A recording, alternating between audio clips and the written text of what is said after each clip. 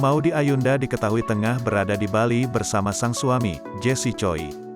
Pasangan Maudy Ayunda dan Jesse Choi dikabarkan sedang bulan madu di Bali. Hal itu diketahui lewat unggahan terbarunya di media sosial. Mereka berdua tak segan memamerkan berbagai keseruan saat menikmati liburan bersama. Diketahui pasangan ini mengunjungi destinasi wisata di Como Sambala Estate, Bali. Sebagai informasi, Como Sambala Estate adalah tempat yang tepat untuk menyeimbangkan jiwa dan raga dengan fokus pada kesehatan holistik. Tempat ini berada di tengah hutan Payangan yang tenang dengan luas hingga 9 hektar. Tampak mereka berdua begitu kompak saat menyusuri hutan tersebut. Mereka berdua juga melihatkan momen romantis dengan saling berpegangan tangan. Dalam foto, Maudy tampil cantik dengan mengenakan kaos putih dipadukan celana panjang warna merah.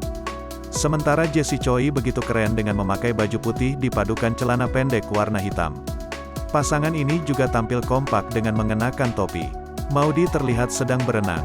Jesse Choi memotret Maudy dengan angle yang begitu keren. Dalam keterangan unggahan, Maudy menuliskan tentang alam.